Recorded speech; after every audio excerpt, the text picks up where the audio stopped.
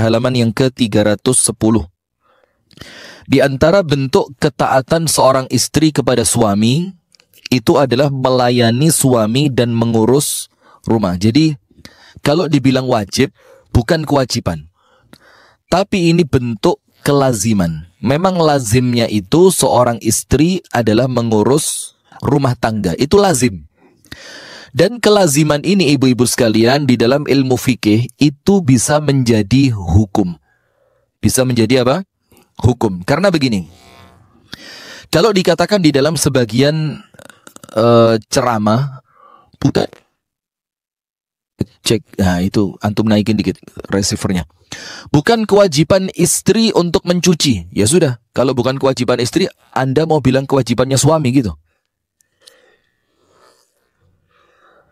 Kok tega sekali ya. Artinya kan maksudnya, ya kalaupun bukan kewajiban istri, tapi di situ ada bentuk pengabdian kepada suami. Di situ ada bentuk ibadah kepada Allah dengan mengerjakan tugas yang meringankan suami. Di situ ada bentuk ibadah, ada bentuk pahala. Yang tidak sekedar kita itu berbicara antara wajibkah atau bukan kewajiban. Nah kalau hidup itu cuma ngomong kewajiban atau bukan kewajiban, Bu, waduh kering sekali hidup kita ini. Di mana ada bentuk pengabdian, ada bentuk rasa syukur, ada bentuk terima kasih, ada bentuk cinta dan kasih sayang. Nah maka orang itu kalau sudah mencintai dan menyayangi, hatta bukan kewajibannya dilakukan. Bener apa enggak? Nah itu yang mau kita arahkan ke sana. Jadi jangan sampai difahami ini apa? Beban. Waduh, ini baterainya enggak habis kan? Kok membebani? Kok terkesan istri itu dijadikan seperti pembantu? Kok suami seakan-akan maunya seenaknya sendiri? Nah, ini untuk perempuan yang dia lupa bahwa tugas itu mengantarkan dia mendapatkan ridhonya Allah. Perempuan yang mengucapkan seperti itu, dia lupa bahwasannya yang dia kejar bukan sekedar nikmat-nikmat duniawi, tapi keselamatan ukhrawi. Jadi, jangan pernah, sesekali sih wajar ya, jangan pernah kemudian kemakan omongannya apa perempuan-perempuan yang sok mengatakan apa emansipasi lah, kesetaraan gender lah, atau yang sering saya sampaikan sekarang independent woman lah. Itu perempuan-perempuan yang tidak ngerti akhirat. Perempuan yang tidak ngerti akhirat. Maka tujuan kita duduk di sini bersama supaya apa? Arah tujuan kita hidup di dunia ini jelas. Kita mau mencari ridho dari Allah. Bukan berarti independent woman itu salah, bukan. Bukan berarti kemudian kesetaraan gender itu total salah, yo tidak. Bukan berarti kemudian emansipasi wanita itu secara utuh itu semuanya salah, yo tidak. Tapi kemudian kita mau mengarahkan dengan arah yang benar, sesuai apa yang diinginkan oleh Allah Ta'ala, sesuai dengan yang diatur di dalam syariat agama kita, yaitu agama Islam. Jadi, salah satu bentuk ketaatan seorang istri kepada suami adalah melayani dan mengurus rumah. Itu bentuknya. Maka dalam ilmu usul fikih, itu bisa ibu-ibu tulis, disebutkan di dalam salah satu kaidah ilmu usul fikih, itu dikatakan al-'adah muhakkamah. Al-'adah muhakkamah. Apa artinya? Adat itu bisa menjadi hukum. Jadi misalkan di tempat kita memang secara adat yang nyuci itu perempuan, yang masak itu perempuan, yang tinggal di rumah untuk kemudian beres-beres rumah itu perempuan. Maka ketika itu dianggap suatu adat yang tidak bertentangan dengan syariat, maka itu dianggap sebagai apa? Hukum. Jadi tidak perlu lagi dipermasalahkan. Kok perempuan? Kok saya? Kok yang masak bukan kamu? Waduh. Nah ini maka tolonglah para penceramah itu juga yang realistis. Nggak usah sok-sokan kepengen ngerebut hatinya jamaah perempuan, tapi kemudian akhirnya ngerusak tatanan. Ini ada, Bu. Jadi setiap ceramah yang disalahin laki-laki terus. Setiap ceramah itu yang dibelain perempuan terus. Bukan salah, tapi ayolah sesuai dengan porsinya masing-masing. Nah maka saya ini sarankan ibu-ibu, sudahlah nggak usah dengerin ustadz yang macam-macam. Dengerin Dokter Aisyah Dahlan aja cukup sudah. Oh iya, enggak apa-apa. Itu kalau sama para suami pro banget itu. Saya suka itu. Ya biar seimbang lah, biar apa? Seimbang. Dokter Aisyah Dahlan itu, waduh keren itu. Insya Allah calon penghuni surga beliau. Keren, Masya Allah. Kenapa protes? Jangan sama saya, sama beliau protesnya. Melayani suami dan mengurus rumah. Seorang istri yang rajin bekerja, tapi ingat, bekerja di sini bukan bekerja keluar ya, tapi bekerja di sini menyelesaikan perkara urusan rumah tangga, akan membuat kesehatannya tetap fit dan menjaga kekuatannya. Bener apa enggak? Ya nampaknya bener. Perempuan zaman dulu kerja, nyuci, ngepel, setrika, masak. Badannya ya apa? Masya Allah, badannya seger, sehat, tidak banyak mengeluh. Tapi ketika mulai masuk ke rumah tangga itu pembantu, mulai masuk mesin cuci, mulai masuk televisi, mulai masuk handphone, mulai masuk. Akhirnya perempuan sudah mulai berkurang. Nah, karena pekerjaannya berkurang, suwe lan suwe ngalem. Lah ya. Nah, setelah senengane ngalem, akhirnya apa? Manja. Setelah manja, dikai pekerjaan didik, gak kuat. Kerja sama itu ya ndak kuat, lemah. Akhirnya ya seperti yang sekarang terjadi, makannya banyak, tenaga yang keluar sedikit. Akhirnya makanan yang masuk jadi apa? Saya ndak berani ngomong sekarang. Bekerja dapat menghilangkan penyakit. Termasuk apa, Bu? Orang kalau sibuk itu pikirannya positif, ndak sempat mikir yang negatif. Nah sekarang ini karena mohon maaf, ya memang selain memang karena malas, ya karena memang mungkin permintaan suami agar istri tidak terlalu capek, akhirnya kebanyakan nganggur, pikirannya apa? Mikir sing macem-macem. Nanti yo telepon sopo yo, enain delok opo yo, iya banda. Nah maka ya bukan ndak boleh, Bu, cuma hati-hati. Panjenengan sudah mulai harus ngerti mana yang manfaat, mana yang tidak manfaat, karena hidup di dunia sebentar. Kalau ndak panjenengan duluan yang meninggal, suami duluan. Nanti lewis ketemu getune ndak iso balik. Maka jangan kemakan me time. Jadi hidup rumah tangga itu mulai ruwet ketika ada kalimat me time.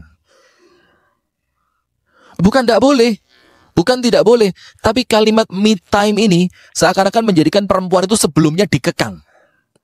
Lah, bener apa ndak? Ayo coba. Sekarang gini, me time itu artinya apa sih? Waktu saya pribadi, gak oleh diganggu anak, ndak diganggu suami, ndak diganggu pekerjaan. Jadi seakan-akan sebelumnya itu Anda diganggu terus. Padahal pekerjaan itu bukan mengganggu, itu ibadah buat panjenengan. Coba, mau ndak me time terus gak usah sholat ngono? Me time, saya ndak diatur sama Allah, buka jilbab, jalan.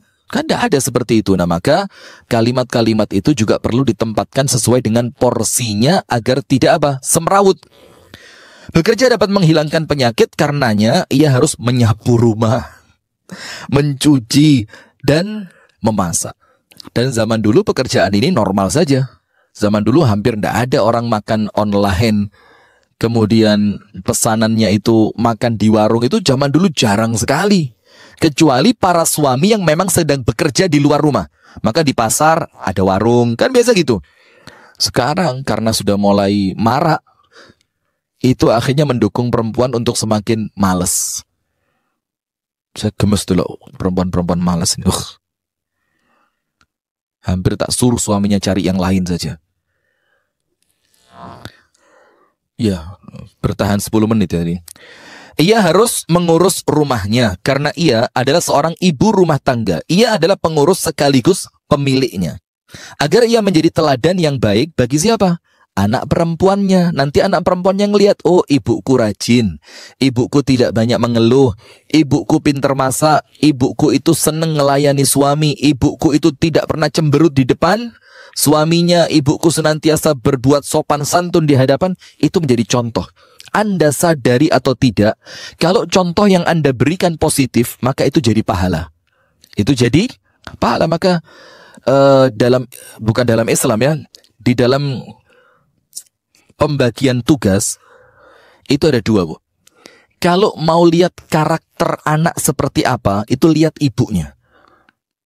Kalau ibunya pejuang, insya Allah anaknya pejuang. Kalau ibunya itu pemberani, insya Allah anaknya juga pemberani. Itu karakter. Tapi pendidikan selain karakter itu dari bapaknya. Ngajari agama, ngajari sholat, ngajari kerja. Itu dari siapa?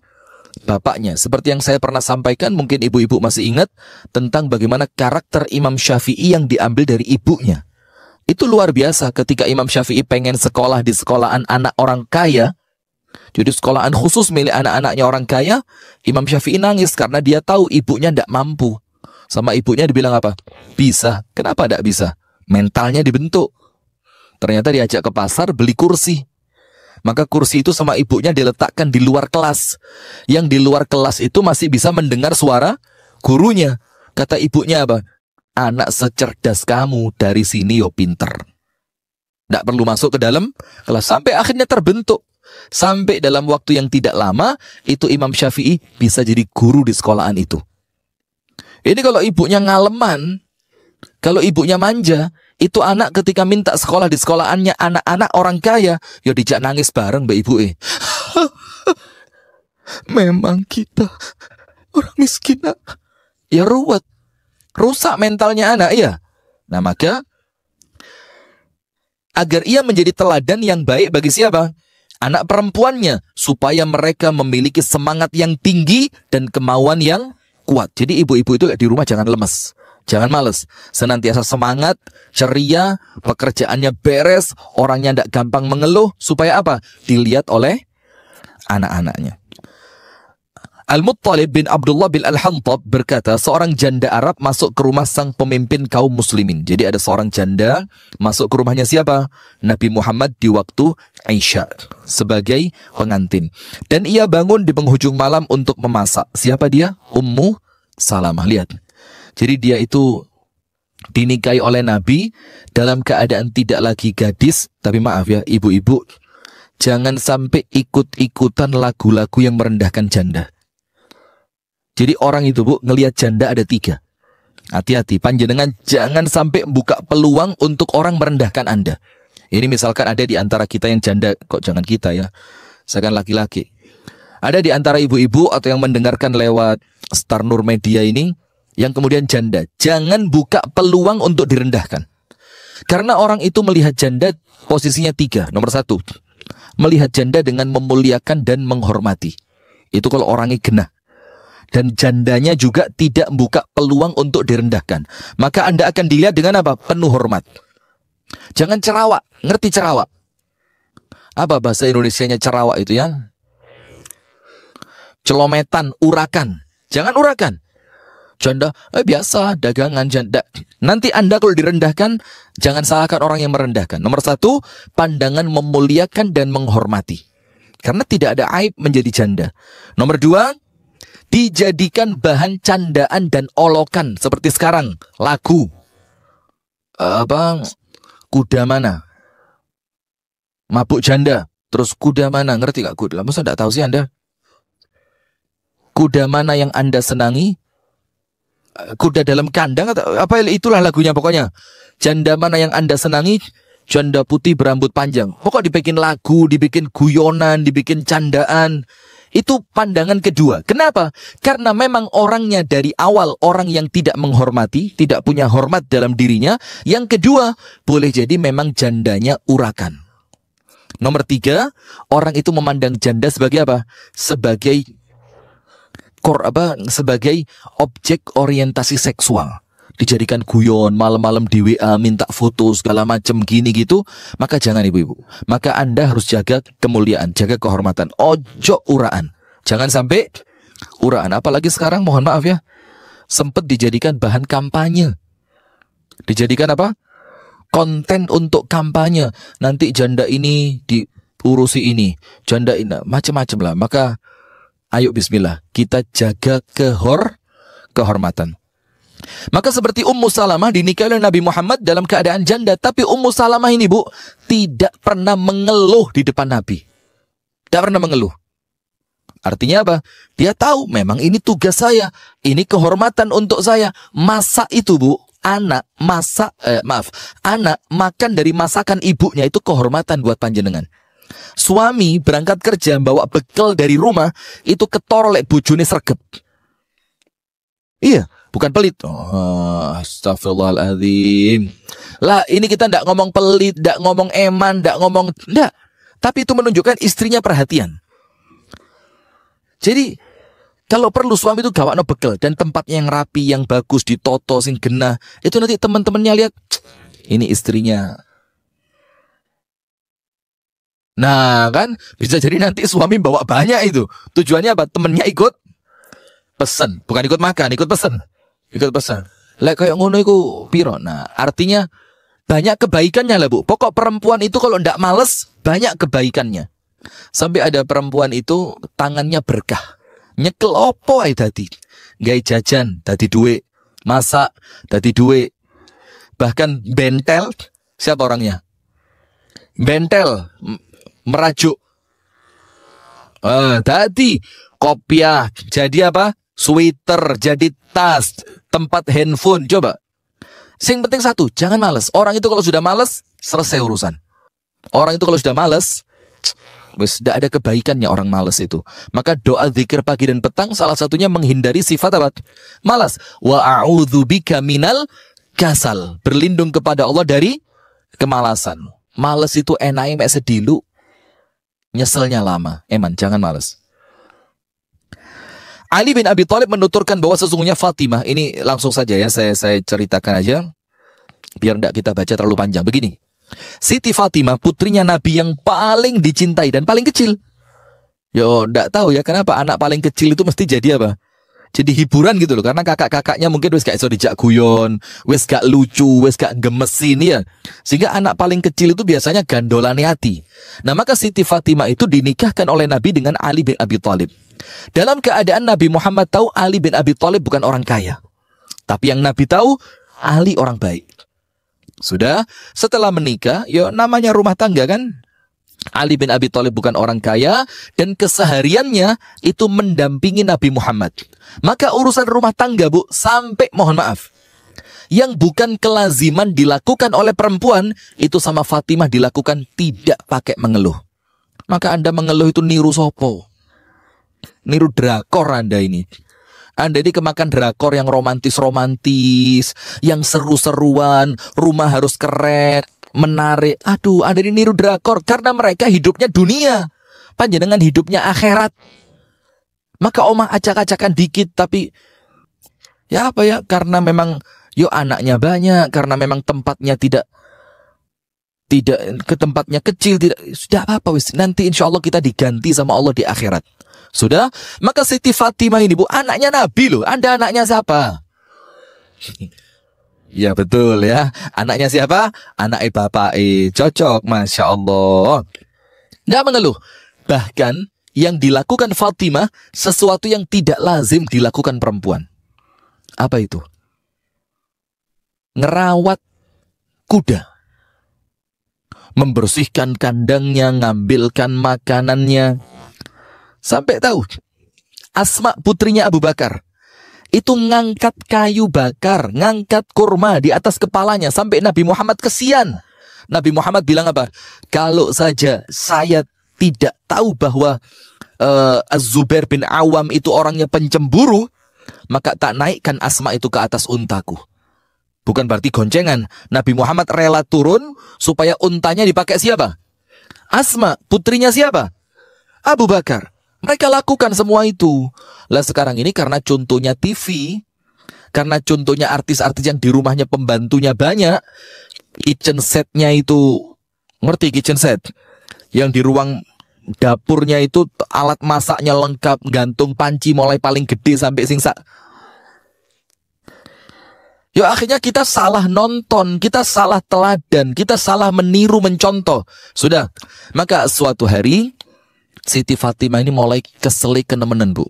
Capeknya terlalu parah. Mendatangi Nabi Muhammad di rumah Ibunda Aisyah. Kata Ibunda Aisyah, ayahmu belum pulang. Sampai berkali-kali datang, ternyata Nabi Muhammad juga belum pulang. Dicari Fatimah. Maka Ibunda Aisyah ngomong, wes begini aja Fatimah. Nanti kalau ayahmu pulang, aku beritahukan bahwa engkau ada perlu. Maka betul. Dan Anda tahu Rasulullah pulangnya kapan? Menjelang tengah malam. Maka di waktu tersebut Rasulullah mendatangi rumah Siti Fatimah. Ketika datang, ternyata Fatimah dan Ali bin Abi Thalib radhiyallahu taala anhuma sudah tidur. Maka Rasulullah bilang, tetap di tempatmu, tidak usah bangkit. Maka Siti Fatimah itu menunjukkan tangannya ke Nabi Muhammad. Wahai ayahku, lihat tangan saya. Kapalan, wis kasar betul. Tangannya apa? Kasar. Karena apa? Menghaluskan gandum. Pakai batu loh, Bu. Ya apa tangannya gak ngapal? Pakai batu. Kemudian memasak, bikin adonan roti, memipihkan roti, bakar roti, sampai ngerjain kudanya Ali bin Abi Thalib. Itu tugasku semua. Kenapa begitu? Karena Fatimah tahu Ali bin Abi Thalib mulai pagi sampai malam dampingi siapa? Nabi Muhammad. Apa kata Fatimah? Ya Rasul, berikan untukku satu orang pembantu. Karena Siti Fatimah baru dengar kemarin Nabi Muhammad mendapatkan hadiah seorang pembantu perempuan. Budak, maaf ya. Budak perempuan. Ternyata budaknya sudah dikasih orang. Maka kata Rasulullah apa? Tak kasih untuk kamu yang lebih baik dibanding pembantu. Ini Nabi loh, Bu, ngajari anaknya, bukan manja. Bukan ngalem. Sekarang anaknya wali kota aja, Bu, gaya nih minta ampun. Saya beberapa kali ketemu, ya anaknya wali kota lah, anaknya bupati lah, anaknya ini. Aduh.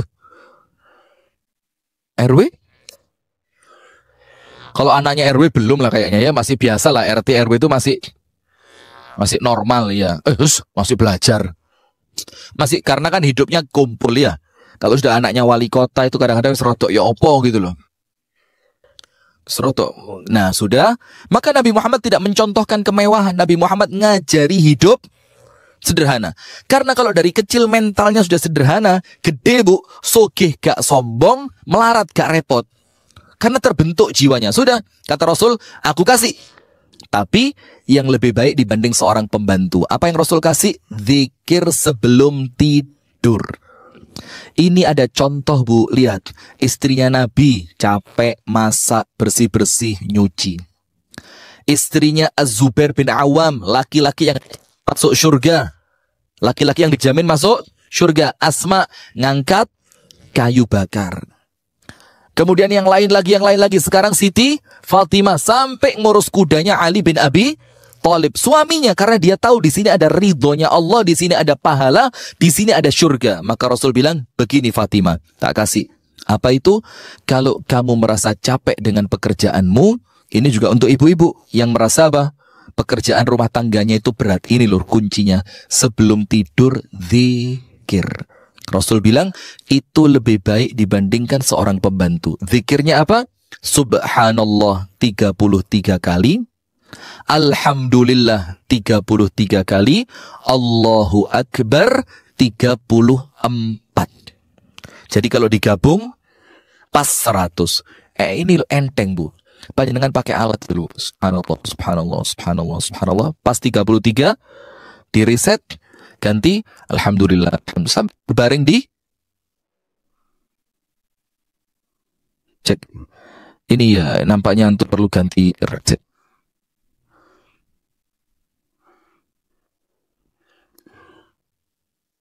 Lah ini baterainya masih bagus ini ya, masih biru ini, masih hijau. Sudah? Maka apa? Ah itu baru datang itu artis Korea itu. Pecat ya itu. Saya lupa namanya, siapa itu? Siapa? Ariel.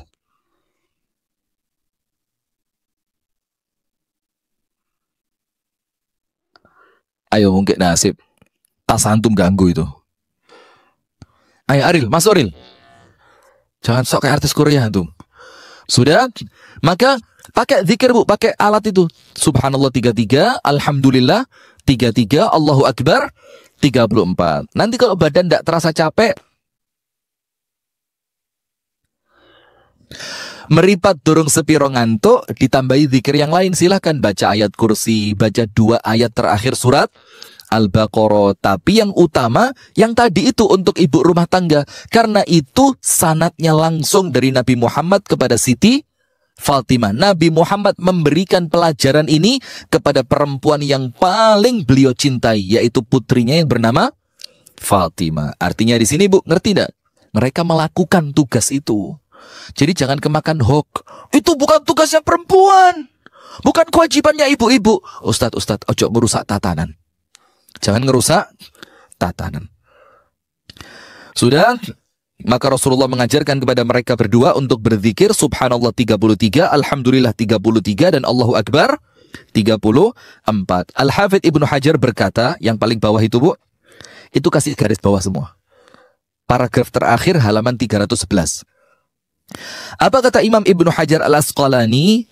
At-Tabari berkata, yaitu Imam At-Tabari berkata, dari hadis ini Ali bercerita tentang pengaduan Fatimah tersebut, bisa diambil kesimpulan bahwa setiap perempuan yang memiliki kemampuan untuk bekerja mengurusi rumahnya, seperti membuat roti, menumbuk biji-bijian yaitu gandum, dan lainnya, maka tidak harus bagi suami untuk memberinya pembantu.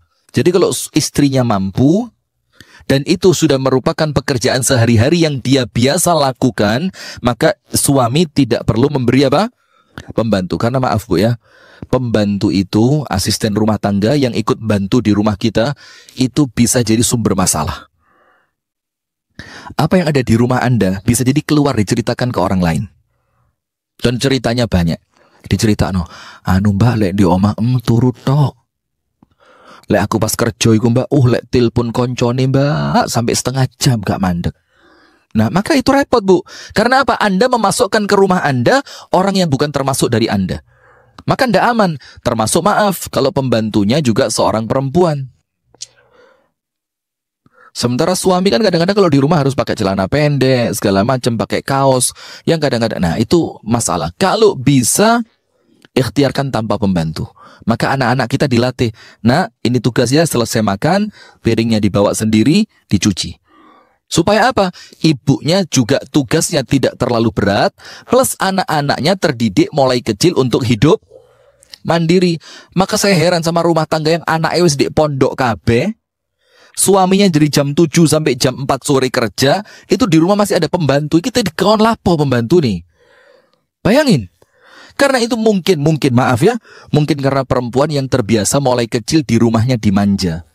Akhirnya ketika berumah tangga pun dia kepingin manja, akhirnya malas mainan HP, telepon temen, keluar untuk arisan, apa mana? Datang ke majelis taklim bendino, majelis taklim kayak Anda ini. Nah, sudah. Karena ketika Fatimah meminta kepada ayahnya, beliau tidak memerintahkan suaminya untuk memenuhinya. Dengerin Bu, apa dalilnya begini? Dalilnya begini, kenapa suami kalau istrinya sudah mampu maka tidak perlu meminta bantuan kepada asisten rumah tangga. Karena ketika Fatimah meminta kepada ayahnya, beliau tidak memerintahkan Ali untuk memenuhi kebutuhan tersebut dengan memberinya pembantu atau menggaji seseorang untuk melakukan pekerjaan istrinya atau juga membantu istrinya. Rasul tidak nyuruh Ali untuk bantu istrinya, enggak. Ali, ya apa istrimu ini sampai kecapean begini? Enggak. Rasul juga tidak memerintahkan Ali untuk mencarikan pembantu, tidak. Atau Rasulullah juga tidak memberikan perintah kepada Ali untuk bayar orang melakukan pekerjaannya Fatimah, tidak ada. Karena ya tadi Bu, pembantu itu terkadang, tidak semua ya, ini sebagian itu jadi masalah di rumah tangga. Kadang-kadang anak kita diurui sing gak kena. Kadang-kadang berita di rumah, Aril masuk, riwa-riwit toh masuk. Jangan HP ya antum, masuk. Nah, inilah anaknya yang namanya Aril. Tapi tak lihat-lihat kayak mirip memang ya, ada kemiripan. Iya, apanya? Rambutnya kayaknya. Masya Allah. Sudah? Macam-macam lah Bu. Maka Rasulullah ketika Siti Fatimah itu dalam tanda kutip cerita ke Nabi tentang dirinya capek, itu Rasulullah tidak nyuruh Ali cariin pembantu, Ali bantuin dia, tidak. Karena itu merupakan kelaziman umum, perempuan kerja di rumah itu umum. Maka ojo males, ojo males, kolokan, ngerti kolokan, manja, mager. Sudahlah Bu, ada waktu di mana HP ini kudu ditinggal. Jam itu atau bahkan kalau perlu ibu-ibu mulai bangun subuh sampai suami kerja, sampai anak-anak berangkat sekolah semua, masakan selesai, nyuci selesai, urusan rumah beres, baru pegang HP. Sekarang ndak mandek di kamar, lesehan, buka. Terus gitu nanti mengeluh, badan kok melar ya. Ya. Kalaulah hal tersebut itu wajib, artinya begini Bu, kalau memberi pembantu untuk istri itu adalah kewajiban, maka pasti Nabi Muhammad sudah nyuruh Ali untuk nyarikan Fatimah seorang pembantu. Karena Nabi Muhammad tidak mungkin melalaikan perkara yang wajib. Sebagaimana beliau memerintahkan mahar sebelum menggauli istri. Nah, maka kalau memang itu wajib, ya pasti sama Nabi Ali sudah diperintah. Husain bin Muhsan berkata, nah dari cerita tadi Bu yang kita ambil dua. Nomor satu, mengerjakan pekerjaan rumah tangga itu kelaziman untuk siapa? Istri. Sekarang paham gak? Itu ilmunya Bu. Jadi itu lazim untuk panjenengan. Terlepas nanti suami bantu atau suami dengan kerelaan hati, dalam mungkin seminggu sekali manggil pembantu, ya mungkin seminggu sekali tok bersih-bersih total ya. Yang mungkin nyikat kamar mandi apa segala. Loh kamar mandi itu loh Bu. Sudah apa ya, wes gawan pabrik. Kalau ke kamar mandi itu mau keluar itu semi-semi nyikat-nyikat di sini. Dan semua orang harusnya begitu. Kalau mau keluar dari kamar mandi itu, maaf ini gak pantas diomongin di masjid, tapi yo biar jadi ilmu itu lazim dibersihi pojokane, sikat sedikit-sedikit. Nanti kloset dilihat terus udah mulai agak licin, yes mulai disiram pakai harpik, disikati titik, sehingga ketika Anda itu keluar, itu kamar mandi posisi, kalau dibiarkan sampai seminggu Bu, yo nyikati yo kesel. Sampai seminggu gak dibersih iblas, waya bersih-bersih. Yo ngetel kabeh wisan ya ndak. Maka sambil masuk, itu uru-uru aneh ibu-ibu zaman lawas itu. Anak perempuan itu kalau kamar mandinya kotor, Bu disetrap. Disetrap. Ndak boleh keluar rumah. Nah sekarang gara-gara tatarannya berubah itu ya. Husain bin Muhsan berkata, bibiku telah bercerita kepadaku, ia berkata, aku datang kepada Rasulullah karena suatu keperluan. Maka beliau bertanya sama bibinya Husain bin Muhsan ini, perempuan, kamu punya suami enggak? Maka bibinya Husain bin Muhsan bilang, iya saya punya suami. Lalu Nabi bertanya, bagaimana hubunganmu dengan suamimu? Ia menjawab, dengerin, kasih garis bawah. Kasih garis bawah. Aku selalu mentaati suamiku dan selalu melayaninya, kecuali kalau aku sedang tidak mampu. Jadi semua yang diminta suamiku, semua yang dia perintah, semua yang dia inginkan, aku lakukan. Kecuali kalau aku tidak mampu. Apa kata Rasulullah? Fanzuri aina anti minhu. Bu, lihatlah bagaimana posisimu dari suamimu, artinya bagaimana pengabdianmu kepada suami, bagaimana ketaatanmu kepada suami, karena apa? Fahuwa jannatuki au naruki, karena suamimu itu adalah surga atau nerakamu. Jadi jangan kemakan gosip. Wis talah. Ojo nemen-nemen Mbak, mbek bojo Mbak. Lek ana apa-apa ne sampean sing soro, aduh ndak usah. Gak usah ngurung-ngurung sing koyo ngono-ngono iku. Mbak di oma terus. Anu gak oleh metu. Walah, bojo bulu bendino metu kok sampean gak oleh metu. Ojo gelem, ini setan adu-adu ini. Ini termasuk apa? Minal jinnati wan nas. Jangan kemakan. Karena apa Bu? Lek ono jeleknya rumah tangga panjenengan, nanti orang itu yang pertama kali tepuk tangan. Tidak ada teman baik kayak gitu tuh. Teman itu mesti apa? Nyemangati panjenengan untuk taat kepada suami. Oh bagus sampean, aku lho Mbak salut mbek sampean. Gak tahu metu.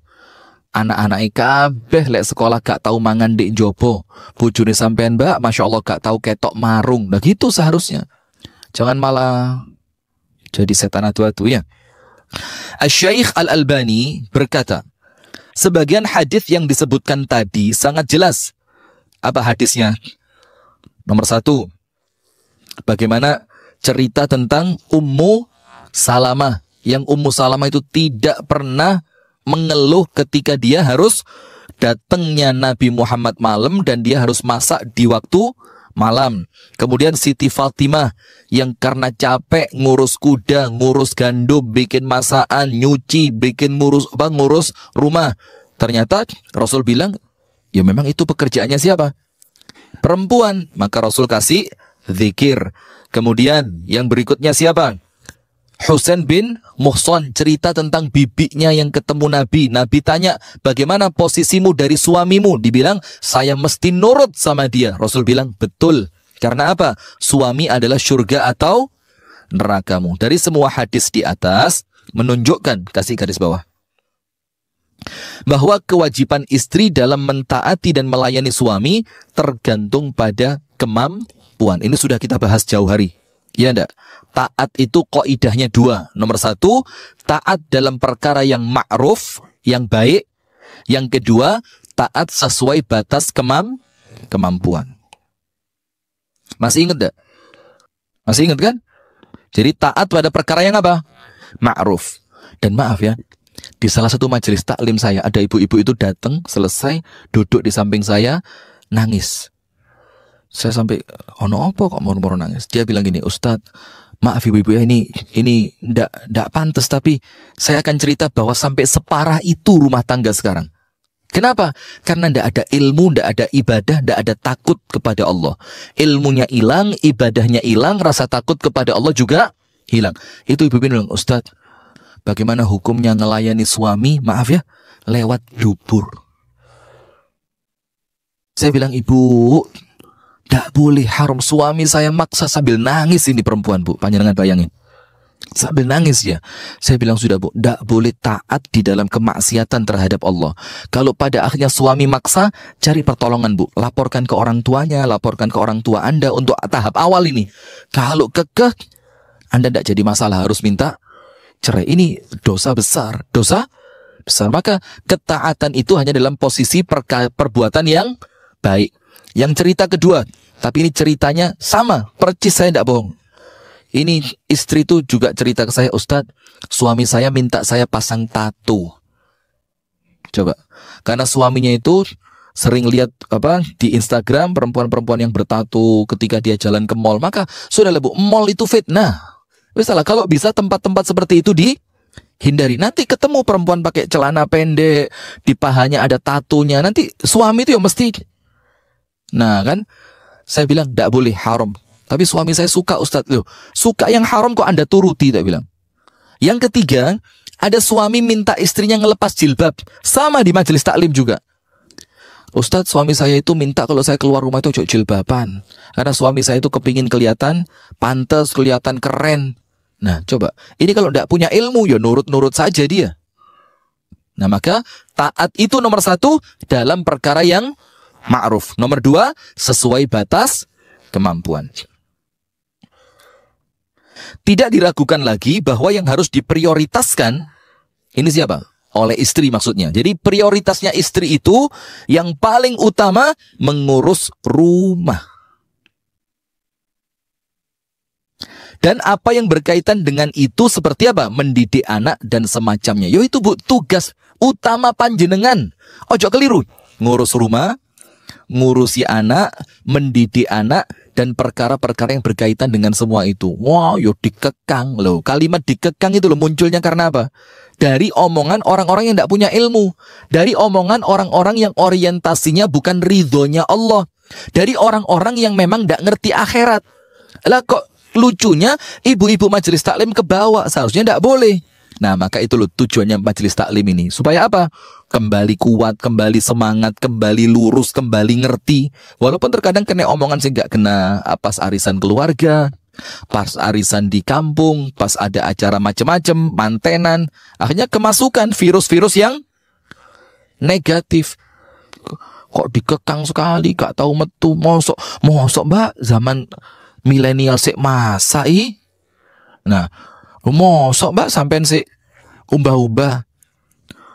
Dia bilang, lu kena apa? Nah, ingat gak cerita saya? Tidak tahu saya cerita di mana, saya lupa. Tapi di Malang ada perempuan melahirkan anak ketiga, normal. Temennya datang, ditanya, dikai hadiah apa mbak lahiran normal mbak bojomu? Loh, yoga wong melahirkan normal kan perbuatan apa? Ya nalurinya perempuan memang, ya kan? Oh berat loh mbak taruhane. Nyowo, aku loh mbak lahiran normal dikai hadiah ini, diceritakan sama si teman tadi. Akhirnya ketika pulang kepikiran, ngomong sama suami, jadi masalah besar di rumah tangganya. Coba, maka ibu-ibu ini ojo kemakan yang seperti itu, Bu. Panjenengan harus fokus, saya mencari ridhonya Allah lewat mengabdi kepada suami. Yo ndak harus ngomong poligami, yo ndak, tapi artinya perkara-perkara yang wajar itu loh. Yo masak, umba-umba, yo ngerawat anak, didik anak, suami datang dalam keadaan tersenyum, itu gak usah kemakan hoax. Kita baca. Asma binti Abu Bakar mengatakan, lihat ini putrinya Abu Bakar, dan yang menikahi, lihat Bu, bapaknya Asma laki-laki terdekat untuk Nabi Muhammad, sing paling cedek sama Nabi. Suaminya satu di antara 10 yang dijamin masuk surga. Dan Asma yang kita ceritakan sekarang, ini yang ngirimi makanan untuk Nabi dan bapaknya ketika Nabi dan Abu Bakar sedang bersembunyi di gua Thur untuk melanjutkan perjalanan dakwah ke kota Madinah. Itu artinya bukan kaleng-kaleng. Bapaknya hebat, suaminya hebat, dianya juga perempuan yang hebat. Dan ibu-ibu tahu Asma itu naik ke Jabal Thur dalam keadaan dikejar-kejar orang. Tidak boleh ada yang tahu, bawa masakan yang tidak ringan dalam keadaan hamil 6 bulan. Ya, Mbak. Gak ngalem. Karena contohnya bener. Lah kita ini sekarang ngalem karena yang kita contoh keliru. Ngelihat kok istrinya sultan. Yo, ngeluh Anda. Sendal jepite kalau 16 juta. Lagi tuku swallow. Sak masjid kebek itu. Ada asistennya sampai masa itu. Aduh, Ustaz Bu, jangan lihat yang gitu-gitu, Bu. Meripat itu perlu dijogo. Ghadul basar. Apa ghadul basar itu? Menundukkan pandangan, menjaga pandangan. Itu bukan cuma kepada lawan jenis yang bukan mahram, bukan cuma itu. Tapi ghadul basar tentang nikmat yang Allah kasih kepada orang lain. Supaya tidak iri. Supaya tidak merasa hidup Anda itu sengsara. Wis salah sing enak uripiku. Sing enak, nikmat ono. Bagaimana menikmati Ustaz? Duit gak gablek. Astagfirullahaladzim.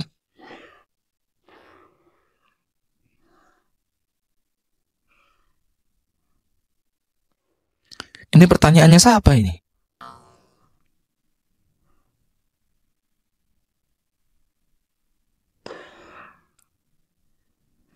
Ini pertanyaannya siapa ini?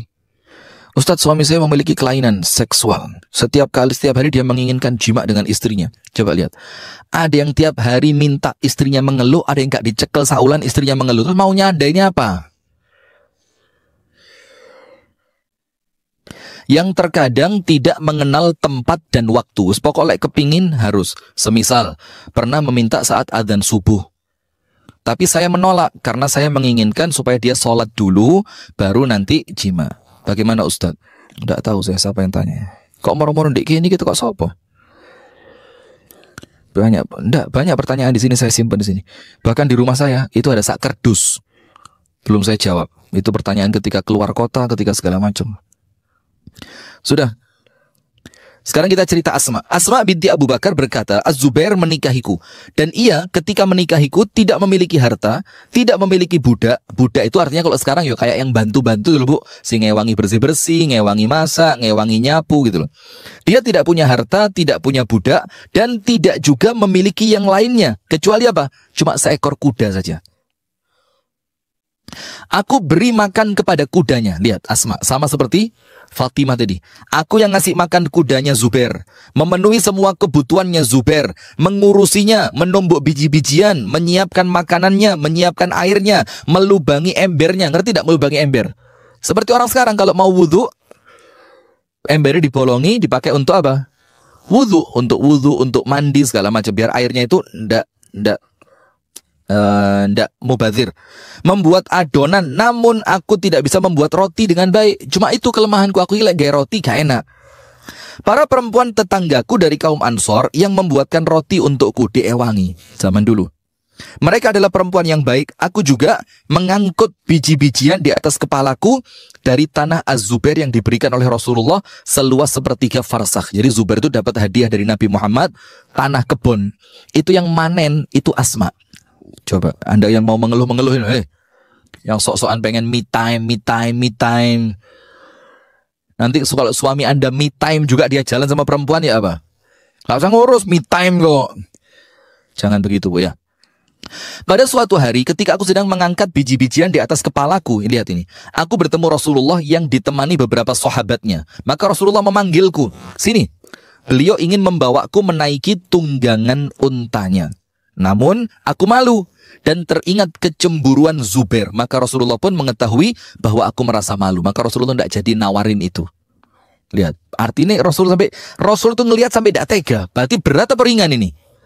Berat. Tapi mereka biasa saja. Karena apa? Nggak nulis status.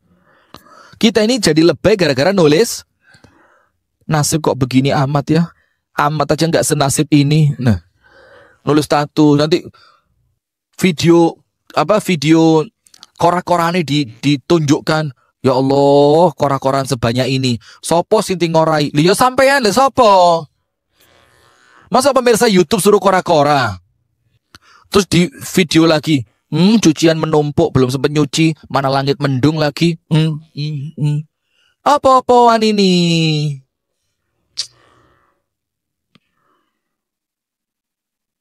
Apa-apaan? Sudahlah Bu. Hidup itu yang apa ono? Gak usah sok-sokan bayangno kepingin kayak ini, kepingin kayak itu. Apa yang ada itu dilakoni. Anda tahu enggak Bu? Salah satu kunci orang itu bahagia apa? Memperbaiki diri dari perkara yang paling kecil. Sing cilik-cilik ku benakno dhisik. Nanti dari kecil-kecil itu hidup Anda akan mulai tertata. Ojo bayangno langsung sing gede. Kayak Raffi Ahmad. Ngeluh Anda. Anda ngelihatnya tiap hari Sultan Andara, ya tambah belesek urip. Ngelihat itu yang hidup sederhana seperti perempuan Jepang. Walaupun saja ini gak perlu sampai ke Jepang lah. Wong Islam itu luar biasa ya. Cuma kalaupun harus nonton YouTube, cari hidup sederhana ala perempuan Jepang. Perempuan Jepang itu mandiri top.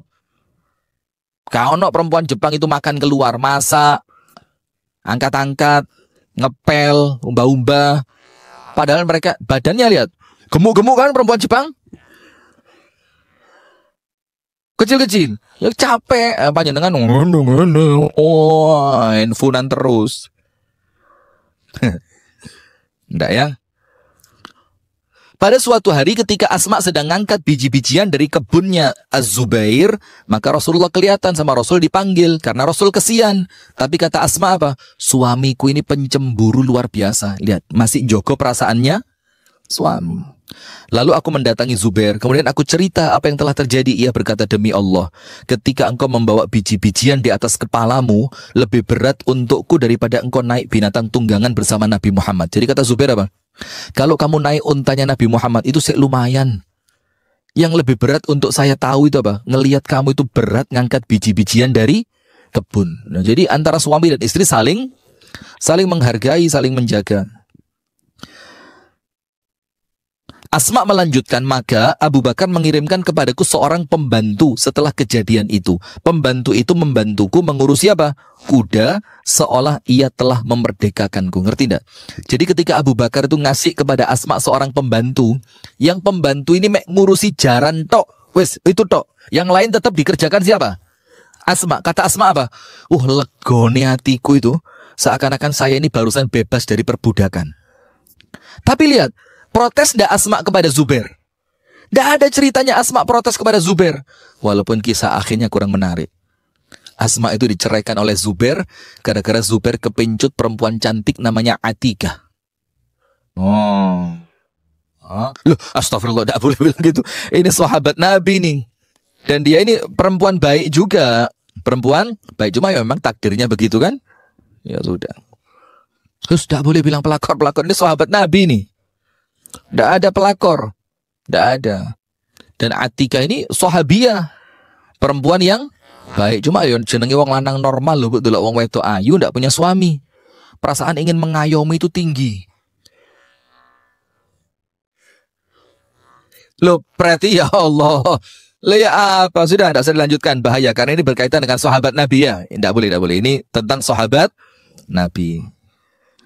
Asy-Syaikh Al-Albani berkata, Sudah kita ketahui bersama bahwa Allah mewajibkan kepada suami terhadap istrinya. Apa itu? Memberi nafkah, pakaian, dan tempat tinggal. Nafkah, pakaian, tempat tinggal. Itu kewajiban yang harus dipenuhi. 3, sandang, pangan, papan. Kalau yang 3 ini terpenuhi, ibu-ibu tidak boleh nuntut lebih. Tidak boleh. Kecuali karena kerelaan hati suami. Misalkan suami, sandang sudah cukup, rumah sudah cukup, kemudian pangan, makanan juga sudah cukup. Ternyata suami berbaik hati, ditambahi. Nyo, iki untuk keperluan pribadimu. Mungkin mau ngasih teman, mau ngasih orang tua, mau ya sekedar beli apa, silahkan. Itu keluasan hati suami. Maka prinsip keadilan mengharuskan istri untuk apa? Melakukan sesuatu untuk suaminya sebanding dengan apa yang telah dilakukan suami. Itu namanya apa? Ungkapan syukur, Bu. Ya Anda tahu, makan dari suami. Jangan ngomong, saya enggak usah beli sendiri. Itu di luar batas kewajaran. Ini yang kita omongkan yang wajar di sini. Makanan alhamdulillah dipenuhi oleh suami, pakaian juga dibelikan oleh suami, walaupun mungkin ya uangnya toh Anda beli sendiri, online segala macam. Kemudian tempat tinggal juga dipenuhi oleh suami. Maka menjadi suatu hal yang wajar Anda itu melakukan timbal balik yang benar, yang pas kepada siapa? Suami. Jadi sekali lagi ini juga bentuk apa? Bentuk ungkapan syukur kepada suami. Sesuatu itu adalah melayani suami, terlebih lagi suami adalah pemimpin istri sebagaimana yang dicantumkan di dalam Al-Qur'an. An-Nisa 34, Ar-rijalu qawwamuna 'alan nisa. Jika istri tidak menunaikan kewajibannya, maka pasti dengan cara terpaksa suami akan melayani istri. Lihat, di buku ini berjelaskan, Bu, enggak lazim. Jadi suami yang mengerjakan pekerjaan rumah tangga itu tidak lazim. Kalau sekedar membantu, itu dicontohkan Nabi Muhammad. Nabi Muhammad bantu motongin daging. Nabi Muhammad bantu apa? Merapikan rumah. Itu sekedar apa? Membantu. Berarti posisi utamanya tetap di tangan siapa? Istri. Jadi saya juga sampaikanlah kepada beberapa ustadz yang terkesan lebay lah. Terkesan, maaf ya, bukan lebay. Terkesan lebay yang kemudian ketika membelani perempuan itu kesannya keterlaluan. Dan mohon maaf, Bu, harus tarik ulur. Ojo dibelani ke nemenen, nanti kurang ajar. Dan jangan ditekan ke nemenen, nanti mereka merasa tidak nyaman, terkekang. Jadi yang wajar lah, wajar. Pokok wajar itu paling susah memang. Sebaik-baik urusan itu apa? Pertengahannya, yo tidak terlalu membebani dan tidak terlalu melonggarkan. Yos artinya sing pas, wajarnya perempuan yang dilakukan di dalam rumah. Jika istri tidak menunaikan kewajibannya, maka pasti dengan cara terpaksa suami akan melayani istri di rumahnya. Maka itu bukan lazim. Dan ini menjadikan istri menjadi pemimpinnya suami. Wah, kita ngatur. Saya punya kenalan satu ustadz, tapi ya memang temenanan ustadz gitu loh, yang artinya akhlaknya juga kelihatan, sopan santunnya, ibadah gitu ketok banget. Jadi pantes memang. Beliau itu punya istri 4. Lah, dengerin dulu. Dan semua anak dari keempat istrinya itu hafid Quran di bawah usia 15 tahun. Semuanya. Ada yang umur 12 sudah hafal Quran. Bahkan ada perempuan, anak perempuannya itu umur 10 sudah hafal Quran. Artinya pantas gitu loh. Beliau punya istri banyak itu pantas. Dan semua istrinya, Bu, Masya Allah, nurut, patuh, dan semuanya hafidhoh. Sudah pernah suatu hari kejadian, ini diceritakan langsung sama kakak saya, karena kakak saya tiap hari sama ustadz itu. Sudah suatu hari istrinya ini tanya ketika ustadz pulang kemalaman. Ditanya, kok malam? Dari mana? Nggak tahu, tak saya nungguin. Rotok lebih, agak lebay. Tahu? Itu istri dimarahin abis. Katanya apa? Saya ini suami kamu, dan saya tidak mungkin berani bermaksiat kepada Allah ketika saya keluar rumah, dan saya tidak melakukan yang aneh-aneh. Yang saya lakukan tasmi' hafalan, yang saya lakukan ngontrol santri, yang saya lakukan keluar masuk pondok, dan tidak ada saya jalan-jalan, main-main, ngopi-ngopi, tidak ada. Ini untuk didik istri. Dan itu sama kakak saya diceritakan, ngono lho ki lek bojomu iku. Oh, akhirnya saya terapkan di rumah saya. Ternyata istri saya lebih berani dari saya, Pak. Balik mana? Oleh karena itu, sudah menjadi keharusan, apa Bu? Istri melayani suami. Bukan dibalik, suami melayani istri. Itu Anda buka dalam halaman 288, penjelasannya ada. Jadi, yang benar itu istri melayani suami. Ingat, di mana? Di rumah lo ya. Bukan suami melayani istri. Sip. Jadi, salah satu bentuk ketaatan istri kepada suami itu apa? Melayani dan mengurus rumah. Nah, ini yang Islam. Kalau selain ini, ya tentu disesuaikan dengan situasi dan kondisi masing-masing, yang tentu satu rumah tangga tidak sama dengan rumah tangga yang lain. Disesuaikan. Misalkan, ya ngomong sama suami, Mas, aku iki jane lek umbah-umbah tanganku gak kuat, Mas. Karena merese abot. Coba Mas, ada ndak rezeki dibelikan mesin? Nah, kalau sekedar komunikasi seperti itu, ndak jadi masalah. Tapi, kalau suami memiliki apa? Kemampuan. Karena kemarin sudah kita pelajari, tidak membebani suami di luar batas kemampuan.